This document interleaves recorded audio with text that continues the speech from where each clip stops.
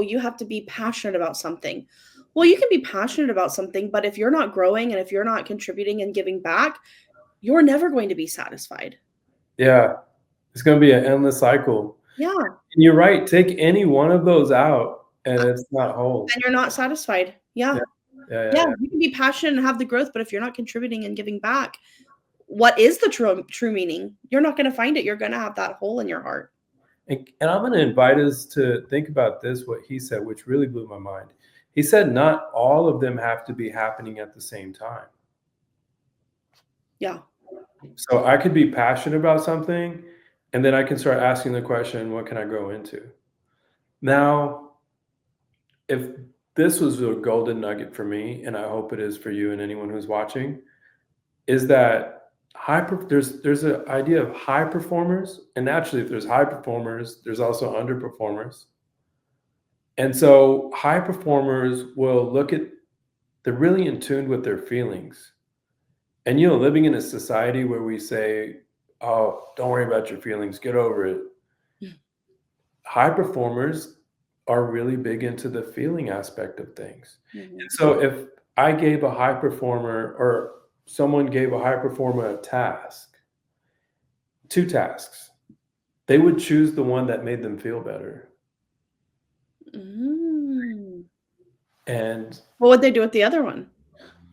well, if they had a choice between 2 of the tasks, Oh, if they had a choice. yeah, if Okay. they had a choice between 2 of the tasks, they would choose the one that made them feel better.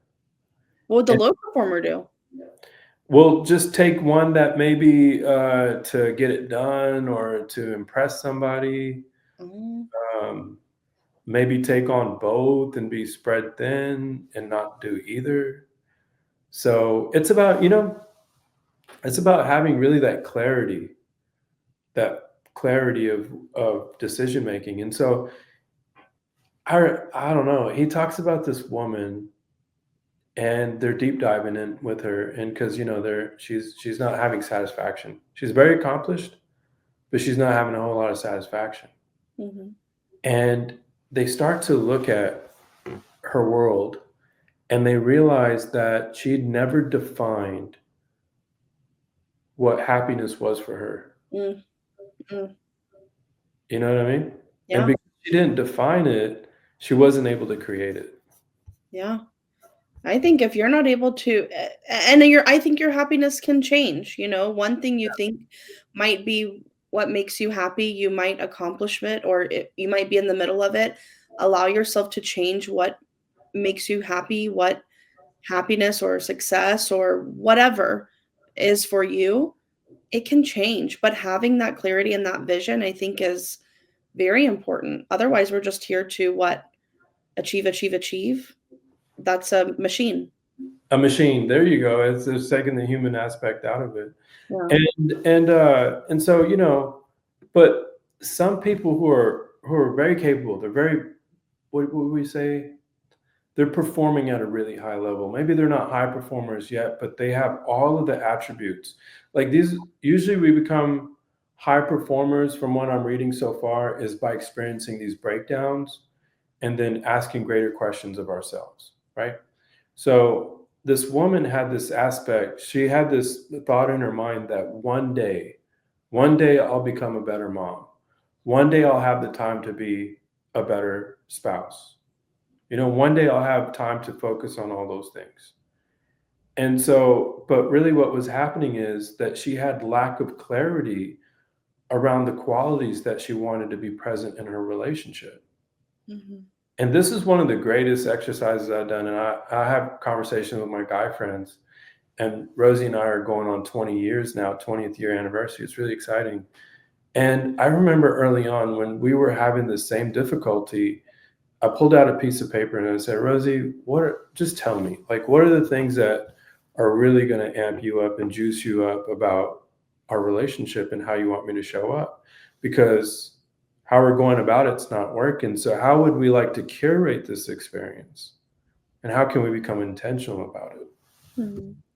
Is extremely helpful, right? We talked about that in the car today while we were out for lunch. And I said, I remember the time where it all fell into place. And that was one of the days where because we were talking about relationship and how to be in relationship, and some of our friends that are wanting to be like, what does one sex look for in the other, that sort of thing. Mhm.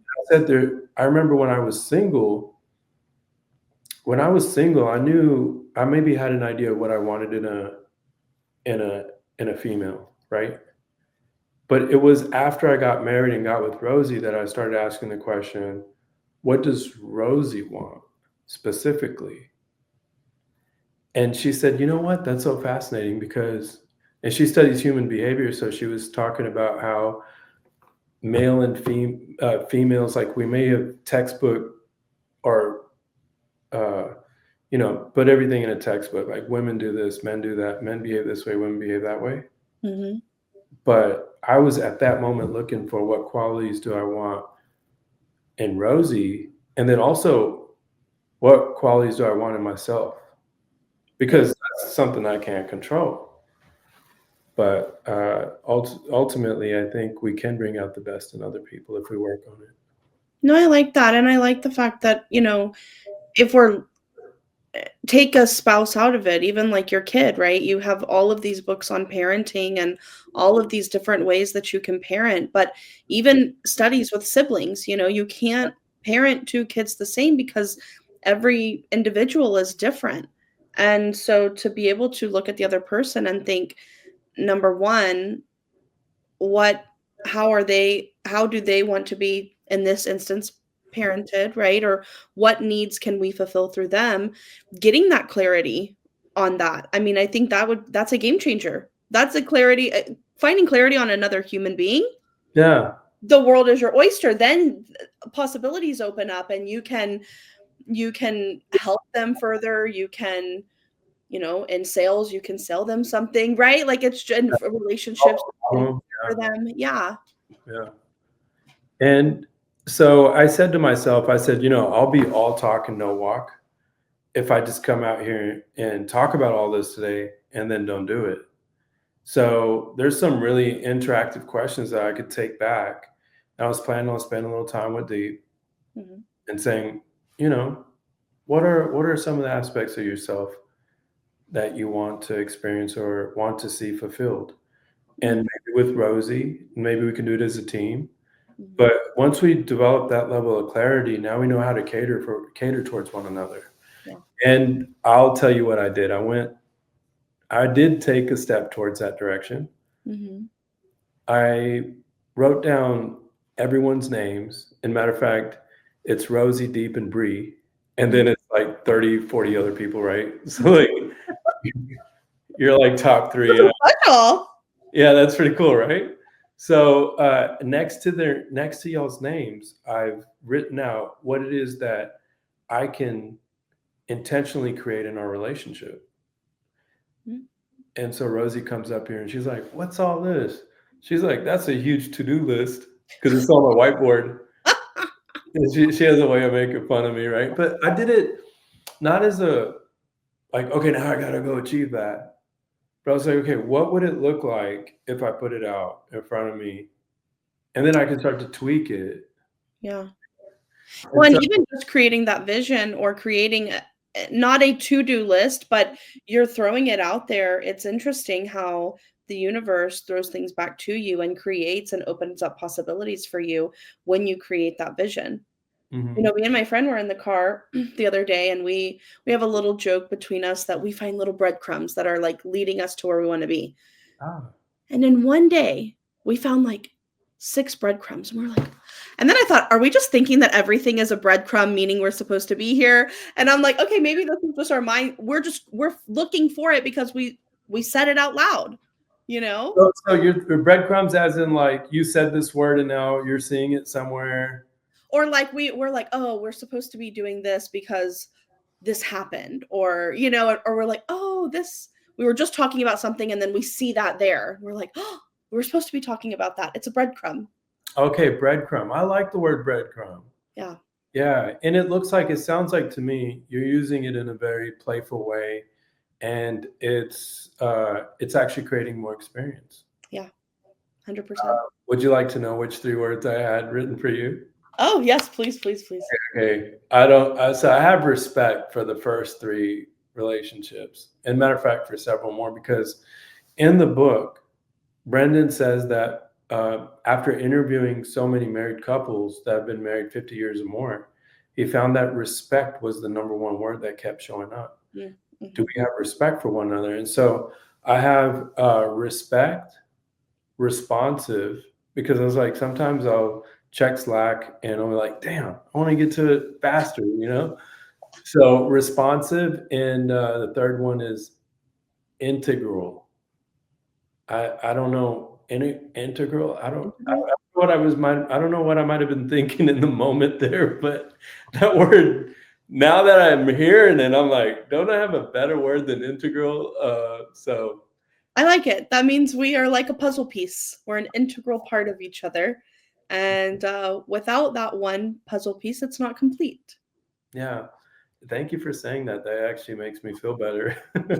uh, for Rosie, I had respect, care, and interested. Ooh, uh-huh. Because What I about can't. for deep?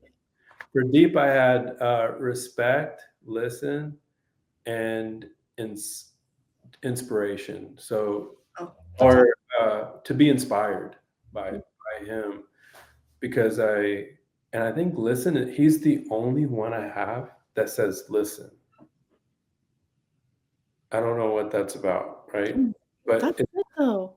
He's a I don't wanna say kid because he's a young man now, but he has so much wisdom, and I think I don't know how it was for you growing up, but I one thing I feel like all kids go through is they don't feel like they're being heard or listened to by their parents, yeah, and the fact that you're recognizing and saying, "Listen," I think that that is amazing because I think if we can actually our kids are smart and they're humans, they're not just a kid, they're a human being, and to be able to listen to them, they have good ideas, they have good insights that maybe we wouldn't think because we're jaded from life, and yeah. they're not. That's so interesting that you say that, because the other day I saw a little girl in the coffee shop, and she must have been 2 years old, maybe. I don't have a good gauge for that. But she goes, Rosie was wearing something, and she goes, pockets, pockets. And Mm, because Rosie had her hands in her pockets, and the dad goes, well, she's been really intrigued or interested in pockets. And I said, and I went away from that conversation thinking, this is, if allowed, right? Or created the space for or nurtured, this is our next whatever designer. Like, she's probably thinking about design yeah, in a very genius way, yeah. right? And if we really tap into that, there's so much we can get from it. And to just like to tie it in a bow, I really think why I chose Listen for Deep is because he's 14 now, and everything's a joke with him, and sometimes it's a little unnerving, right? Every is so unnerving because I'll be in a serious conversation with Rosie, and we're planning on, whatever, and then he'll be like, "Ha ha, hee hee," and it's like, not everything's a joke. Like, that's so dull and boring, so I had to, like, bring it back in, you know? How Dude, do but, I maybe it is funny. Yeah, it is funny, right? Because life is meant to be taken lightly. We're not here forever. Yeah, It's a healthy reframe for me, and then also in those moments, I'm like, "Look, this is really precious, and it's not around forever when he grows up and he moves out or whatever happens. Um, I need to indulge in these moments now, no matter how irritating he might seem to me in the moment." oh, I needed this today, Roger, thank you for that. I need to listen to my kid. Yeah, there you go. She irritates me like nobody's Really? business. Oh, I love her dearly, but my lord, Yeah. Yeah. and I need to do better at that, so Yeah, yeah, yeah. this And was yeah, helpful. it's so funny. I was sitting in the sauna the other day at the gym, and there's a man with his 13-year-old son, and I was listening to the conversation, and it was just like, man, that dad doesn't wanna be in that conversation with that 14-year-old. Mm.